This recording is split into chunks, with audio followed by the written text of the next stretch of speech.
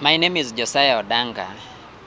I am the journalist who nearly 40 days ago was attacked while undertaking my news gathering duties somewhere in Siaya County.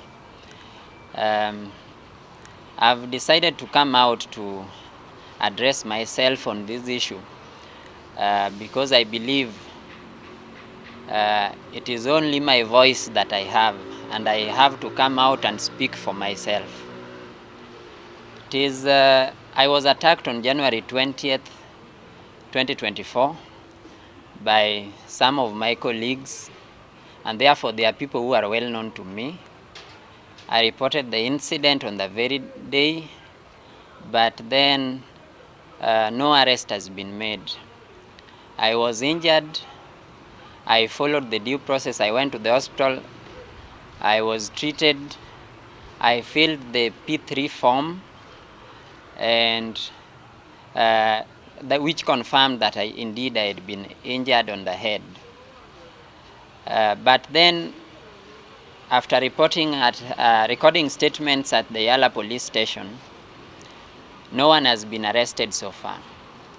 For the umpteenth time, I've been told by the police that my case is with the ODPP.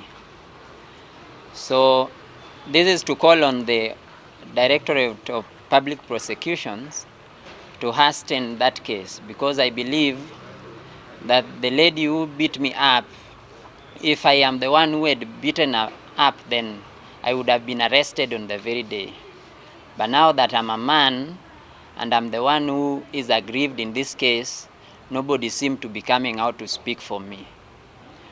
Two, I want to address myself in relation to what the Media Council of Kenya has been able to do in relation to the two press statements that they had to release in relation to my case. The first press statement was released on the third day after my attack, and what that press statement said is that the three of us who were involved in that fight or the incident were all wrong. The Media Council said in that statement that they had completed their investigations. I'm displeased with the decision of the Media Council to have published such a statement, because they had dispatched an individual, one of their staff, to come on a purported fact-finding mission.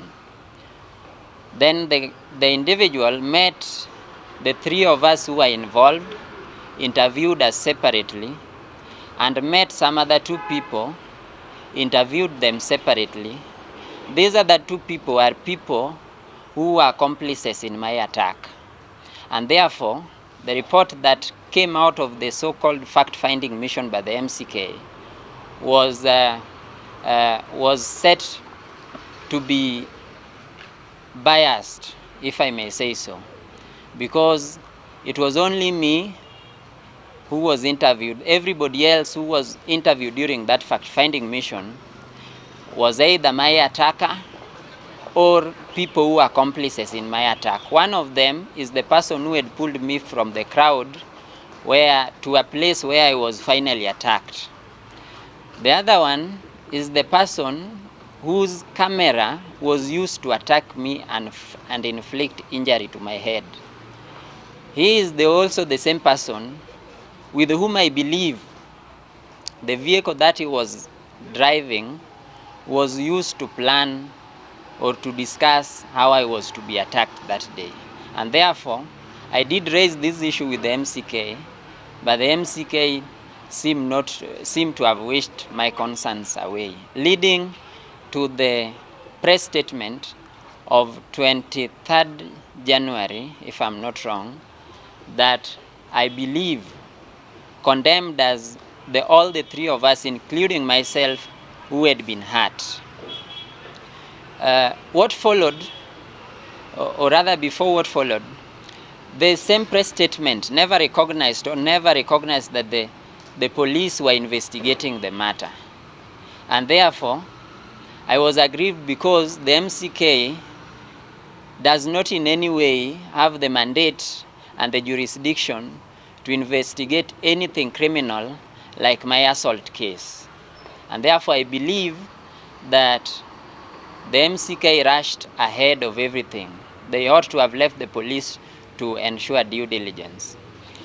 Then what followed was the MCK summoning me to Kisumu to go, because at the point of my summon, I believe the Media Council CEO, Mr. David Omoyo, was now, at that point he had believed that all of us were wrongdoers, and therefore we deserved the summon. I decided to honor the summon, traveled by PSV all the way to Kisumu, despite having expressed concerns that I was injured and I needed not to travel by PSV, and therefore avoid long travels at that point. That was only 4 days, or rather 5 days after my attack, and the wound was still very fresh. But I went nonetheless. Reaching Kisumu, I was, the person who came for the fact-finding mission was given an opportunity to rapporteur on what findings he had established. Then what followed, I was given a chance to say what really I knew about the incident. I sought Mr. Omoyo's guidance on what I felt like the case was with the police and it was not right for us to be discussing the same at the meeting. Mr. Omoyo granted me my wish and said that if that was the case, then he was not willing to delve into it. And therefore, I feel and I believe that Mr. Omoyo deviated. He went straight into claiming that he had documentary evidence to show that we had been picking handouts and that's why we were fighting. I want to say categorically, unequivocally, that this is misleading, because it is what led to the second press statement that Mr. Omoyo published on the very day of my summon. So he said that we were fighting because of a handout that had been given to us. This is wrong. At the meeting, I made it clear to the Media Council that the issue of handouts, generally speaking, handouts from news sources, is not alien to the journalism practice, and that as an individual, I've seen and I've witnessed so many generally speaking handouts. That did not mean that I was saying that we were fighting for handouts and that's why I was attacked. Mr. Omoyo went ahead after that meeting, published a press statement, a misleading one for that matter, saying that on our own admission, we said that we were fighting over handouts. This was misleading, and I did not take it kindly from the Media Council. I have so far written to the Media Council's Complaints Commission over this issue to express my displeasure, and I hope that something will be done. But I must speak strongly against what the Commission did, because what they did is to soil my reputation. I worked so hard. I went to school. There are people who supported me to school. I went to school. I earned my journalism degree, and now I came to practice. Only 4 to 5 years later, actively practicing, then someone is coming to soil my reputation with half-baked reports that could only be established by an institution with competent jurisdiction like the courts. So why couldn't the Media Council wait for the court process, or rather even help me to push the matter, to expedite the matter in the criminal justice system?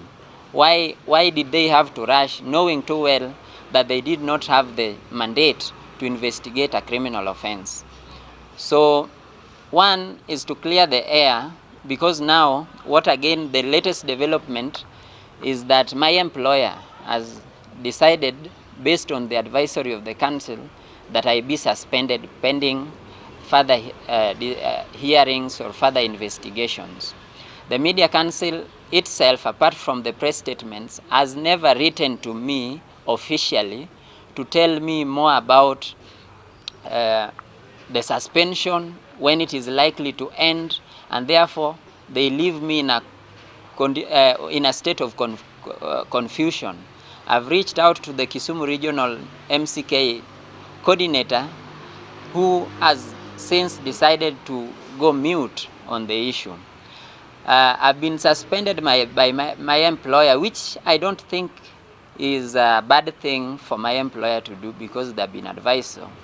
But then, apart from the Media Council declaring that it had suspended our accreditations, the people who attacked me are on with duty as usual.